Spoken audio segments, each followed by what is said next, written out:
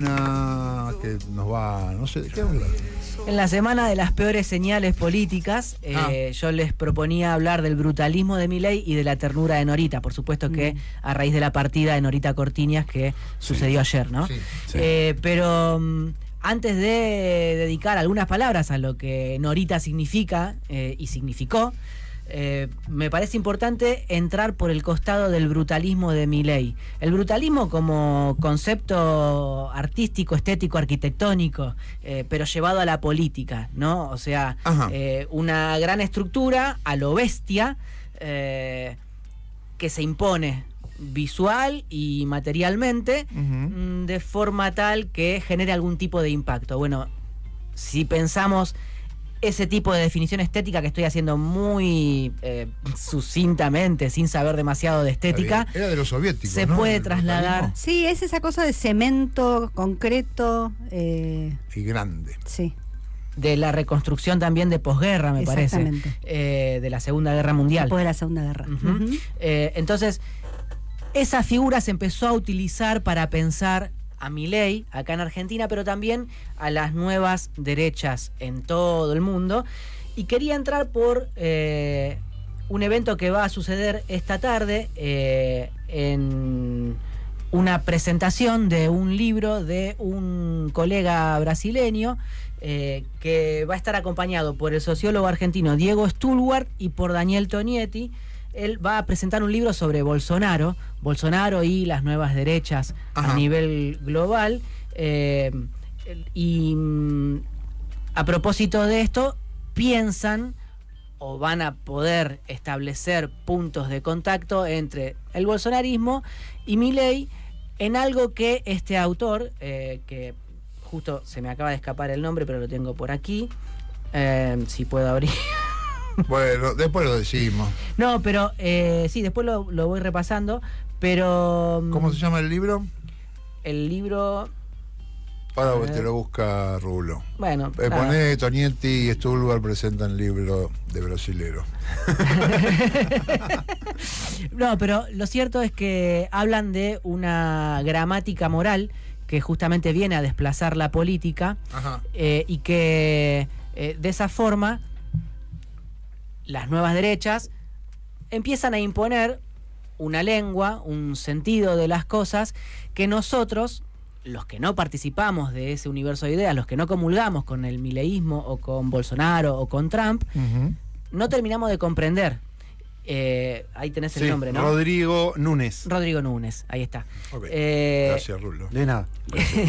Y a propósito de esta gramática moral de Milei y de Bolsonaro, por supuesto que lo que intentan hacer tanto Núñez como en Argentina Stulwart es señalar las deficiencias o las falencias de las experiencias de los progresismos latinoamericanos para que empezara a acuñar esta nueva derecha. Y entonces ellos, como separan a la izquierda de esos movimientos progresistas, se permiten observar las limitaciones del kirchnerismo, del PT, de Lula en Brasil, pero no es lo interesante de todo esto. Lo más importante es que a raíz de la publicación de este libro y del debate que este libro despierta, en el blog lobosuelto.com hay una nota de Franco Bifo Berardi, que es un autor italiano, y que, entre otras cosas, dice algo como esto: las explicaciones políticas de la ola brutalista libertaria captan solo aspectos marginales del fenómeno.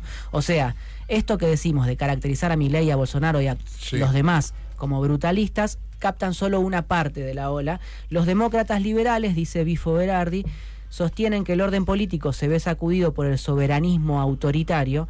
Los marxistas, o muchos de ellos, interpretan lo que está sucediendo como un retorno del fascismo histórico tras los errores del movimiento obrero organizado, ¿no?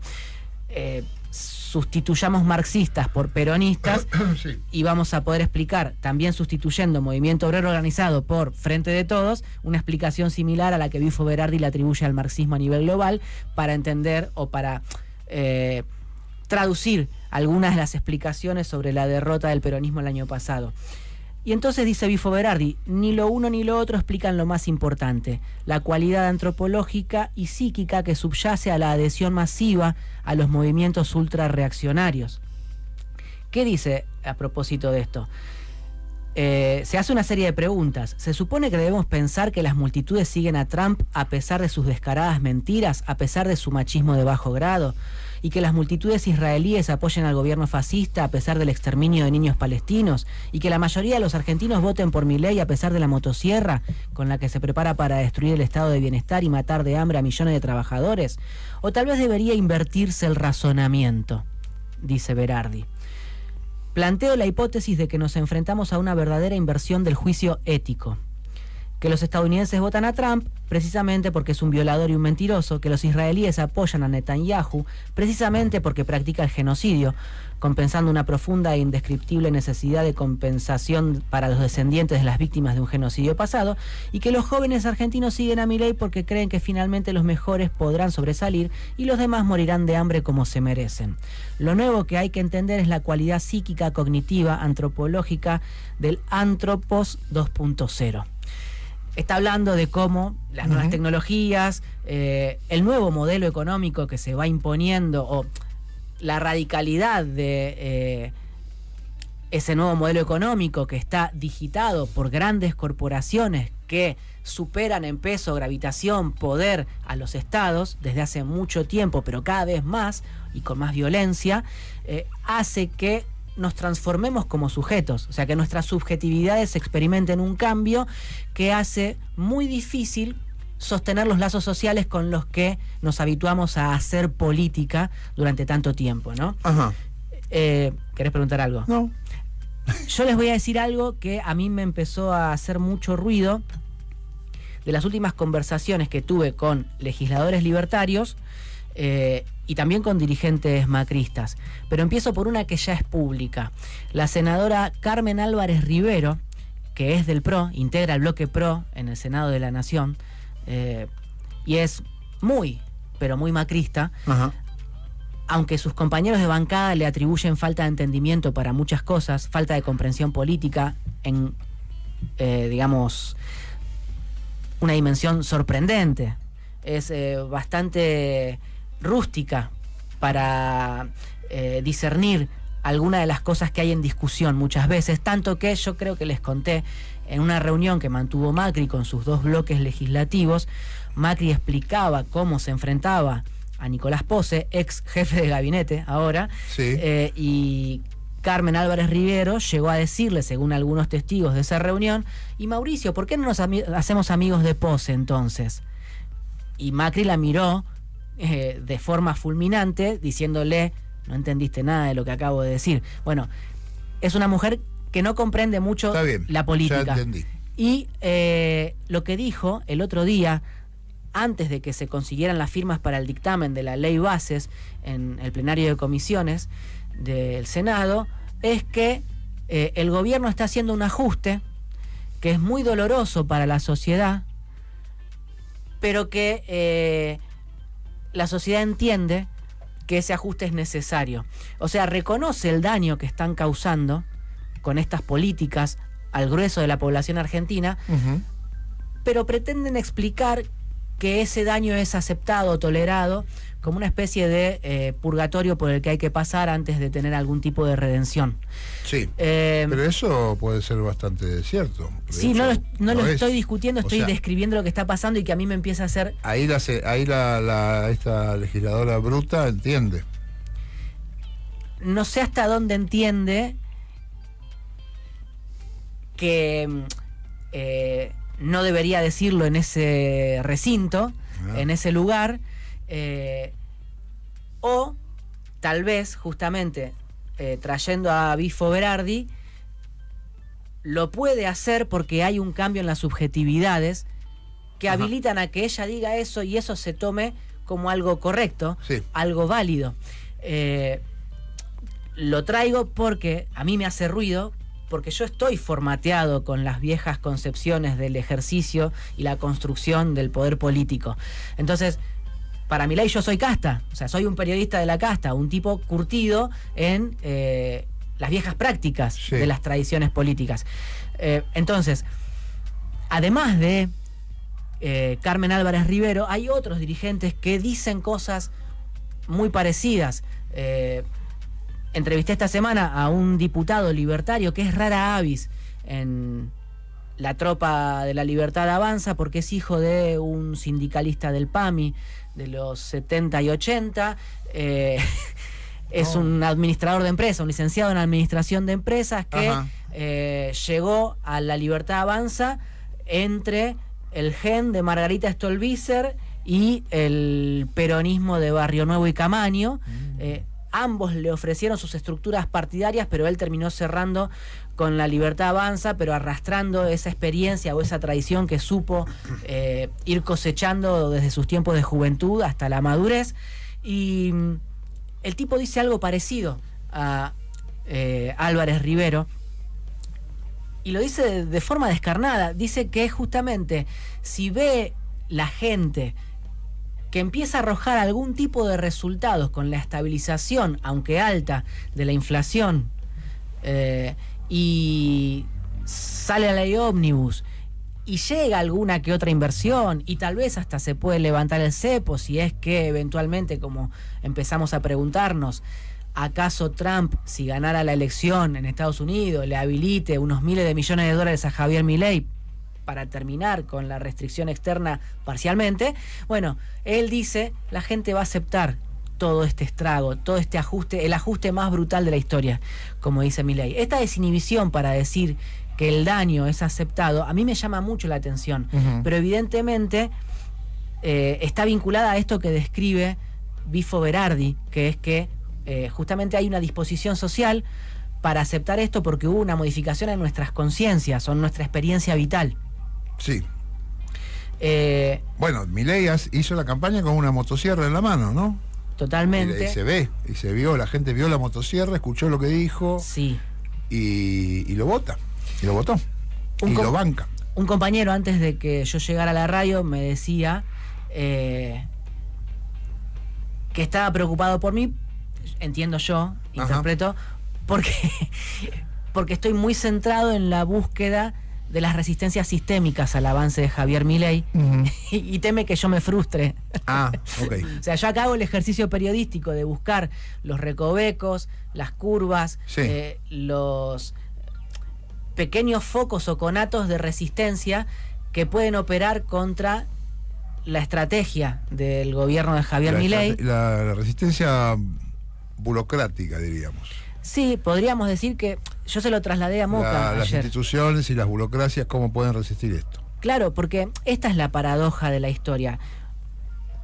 Aun cuando, por ejemplo, yo hablaba ayer con dirigentes gremiales que decían que iban a poner toda la carne al asador para cuando se trate la ley ómnibus en el Senado, que esto va a ser el 12 y 13 de junio probablemente, aun cuando suceda eso, yo percibo, me hago cargo de lo que digo, una menor disposición social para el agite y la lucha contra Milei de la que percibía en 2017 contra la reforma previsional de Macri. Sí. Esto no significa que justamente las estructuras orgánicas del sindicalismo, los movimientos sociales y los partidos políticos que se oponen a Milei no logren una enorme concentración frente al Congreso cuando se trate la ley. Tal vez efectivamente se pueda llegar a movilizar mucho y se pueda llegar a armar un gran quilombo contra la ley ómnibus, una especie de hecho político que al menos le haga sentir vergüenza a aquellos legisladores aliados que estén a punto de votar a favor. Bueno, si eso se logra, bienvenido sea, pero lo que percibo, en lo que se siente en el clima, me parece a mí, es que no hay tanta agitación como se supone que debería o podría haber, a pesar incluso de la enorme manifestación, la multitudinaria manifestación en defensa de la universidad pública del pasado 23 de abril. Entonces, vamos a ver qué es lo que sucede. Y por eso, justamente por eso, porque no percibo que haya tanta agitación social, y en todo caso habrá una bronca contenida en muchos sectores, porque algunos no deben querer asumir la cagada que se mandaron al votar a Javier Milei, encuentro que hay mucha más potencia en esos hechos que se pueden producir en rincones burocráticos del Estado Nacional, como el Congreso Nacional, que en la calle. ¿Sí? Yo sé que la política se termina definiendo por lo que pasa en la calle, por lo que empuje la sociedad. Pará. Pero en este acabás momento, de nombrar la marcha por la universidad. Sí. Fue enormísima, gigantesca, y después se juntó Jacobiti, consiguió unos mangos para no sé qué, para pagar la luz de los edificios, no se consiguió mucho más. O sea, todavía están discutiendo. Sí. No se solucionó. Bueno, semejante cosa no arregló. Paréntesis sobre eso, se supone, hoy está terminando mayo, se supone que en los primeros días de junio debería efectivizarse la segunda cuota de guita prometida por el gobierno, prometida o comprometida por el gobierno para los gastos operativos. Cuando empezó el quilombo antes de la marcha y para desactivar la marcha universitaria, el gobierno soltó un 70% de incremento de los gastos operativos. Luego soltó 70% más, pero se tienen que efectuar en sus pagos, en sus giros a las universidades, ahora en los primeros días de junio. Pero además esos 140%, esos 140 puntos de incremento para los gastos operativos están acompañados de 130 puntos más, o sea, un 130% más, que suma en total 270, y que no se sabe cuándo se van a pagar, porque todavía no se pagó la segunda cuota. Sí. Ante eso ha habido reuniones de los rectores con Torrendel, que es el secretario de Educación, con la ministra Petovelo, hubo incluso reuniones, una reunión con Petovelo el martes pasado en la oficina que Petovelo tiene en la calle Lima, en Capital Federal, pero donde los protagonistas fueron los secretarios generales de los sindicatos docentes universitarios, y Petovelo se fue a los gritos de esa reunión. Casi mandándolos al psicólogo, a los líderes sindicales de los docentes universitarios. ¿Por qué? Porque los docentes universitarios empezaron a plantearle no solo un incremento del aumento, sino una restitución del FONID, que es para las escuelas secundarias y primarias. Okay. Abrieron un abanico de reclamos que le incomodó a la ministra de Capital Humano, y dicen que tiene muy mal genio y que suele maltratar no solamente a sus interlocutores, sino también a los propios funcionarios que están bajo su órbita, y se levantó a los gritos y se fue. Y la reunión continuó con Torrendel y con el secretario de Políticas Universitarios, el Galleguito Álvarez, que cuando abrió la reunión dijo, bueno, traje a la ministra Petovelo porque yo fracasé. Ajá. Bueno. Pero, paréntesis cerrado, eso sigue su carril de discusión y negociación, no está resuelto. De hecho, el martes 4 de junio hay una sesión en el Congreso donde tienen que votar los diputados el aumento del cálculo previsional para los jubilados, tienen que votar el aumento del presupuesto universitario, y hay que ver si se llega a un acuerdo entre la UCR y el peronismo para unificar dictamen, y lo mismo trata el kirchnerismo de que se restituya el FONID, pero ahí el radicalismo es un cacho reticente, no quieren quebrar el resultado fiscal de Milei, y hay diputados que incluso plantean que para no fundir las arcas, dicen ellos, podría concedérsele al gobierno nacional que pague lo que debe de FONID en 3 cómodas cuotas. Okay. Eso van a plantear en su dictamen. Hay que ver qué termina pasando en recinto. Se van a agarrar de las mechas todos, se van a putear de un lado y del otro, y vamos a ver cómo termina. Pero bueno, ese es el paréntesis de lo educativo que decís vos. O sea, después de una gran marcha universitaria todavía no se resolvió el quilombo. Ahora, yendo a todo el espectro político, a la ley bases, lo que reconocen es esto. O sea, estamos haciendo un ajuste y la gente lo va a aguantar. Sí. Si empieza a haber resultados, y porque cambió la lógica. De hecho, este diputado libertario, el que entrevisté esta semana, no doy el nombre porque está por salir publicada y no quiero quemarla, pero digo, lo que plantea en esa conversación es que a partir de intercambios que él mantuvo con dirigentes opositores muy experimentados en marzo, después de la apertura de sesiones ordinarias, el sistema todavía no entendió lo que pasó, dice él. Esos diputados le decían a él que si Milei seguía así, esto iba a explotar. Sí. Y él invierte, lo mismo que Bifo Berardi en su artículo, invierte el razonamiento y dice, esto ya explotó, por eso Milei es presidente.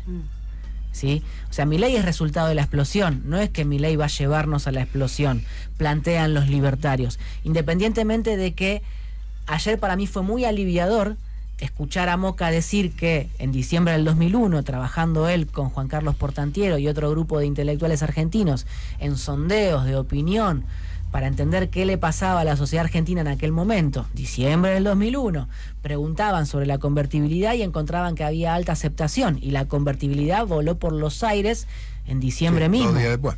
Sí.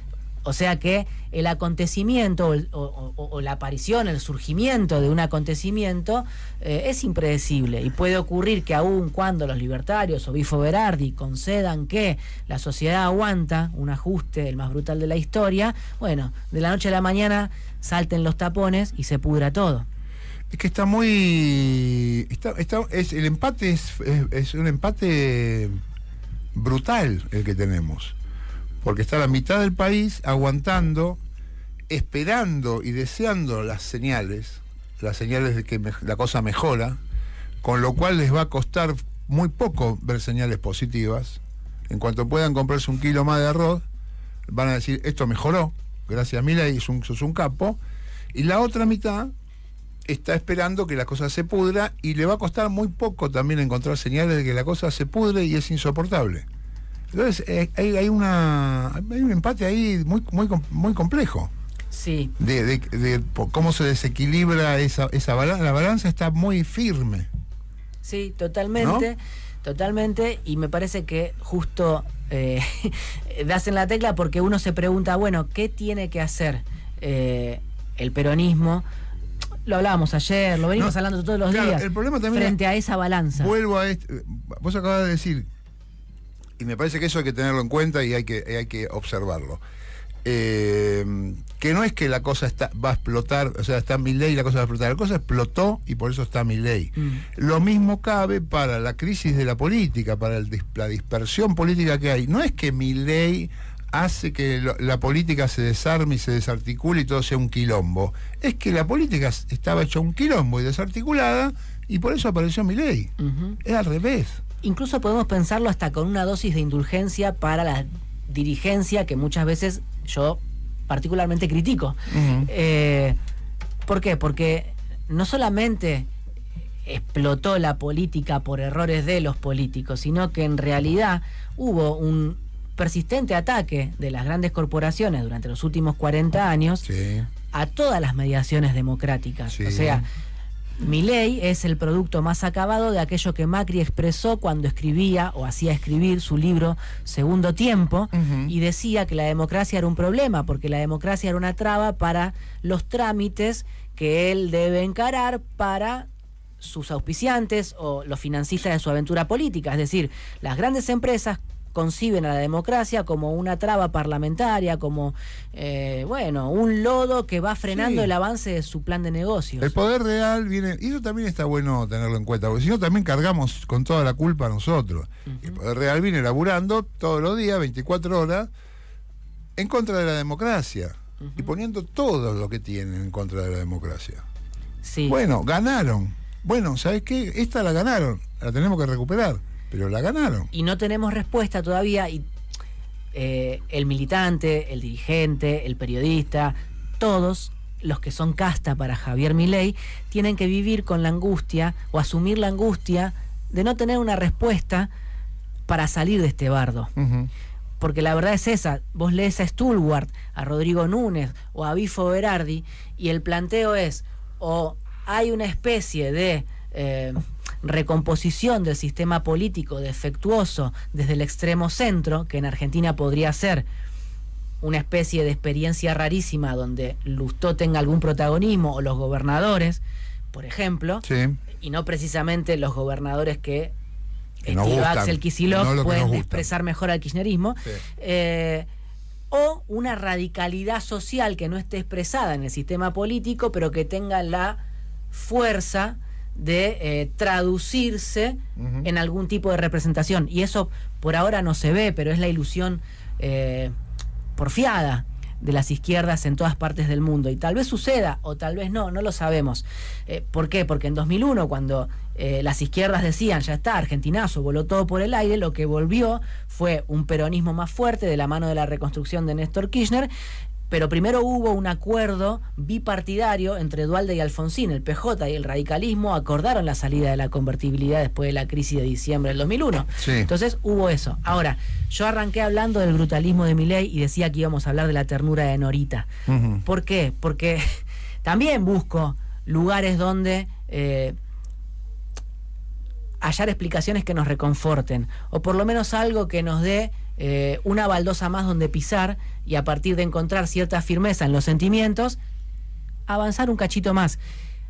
Norita estuvo en las reuniones de comisión de la bicameral del Senado cuando se discutía el DNU 7023, participaron con sindicalistas y otros organismos de derechos humanos de un montón de discusiones durante el debate previo a la discusión en recinto de la ley ómnibus en la Cámara de Diputados, y en una de esas reuniones, Norita Cortiñas, que uno podría caracterizar justamente como aquella mujer combativa en Madre de Plaza de Mayo, pero que al mismo tiempo nunca perdía la ternura, porque hay otras que, estilo Eve de Bonafini, a pesar de que eran súper amorosas, expresaban sus ideas con un tono súper aguerrido, y cada cual tiene sus características. Y tenés a Estela de Carlotto en Abuelas, que siempre hizo docencia, más allá de su propio oficio, más allá de su propia profesión, y en Norita encontrabas expresiones de amor, incluso en las luchas más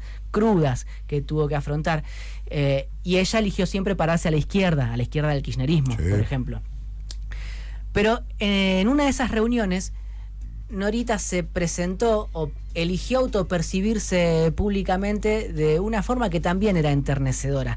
Dijo algo así como: yo no sé si soy argentina de bien, no sé si soy casta, yo soy madre de Plaza de Mayo.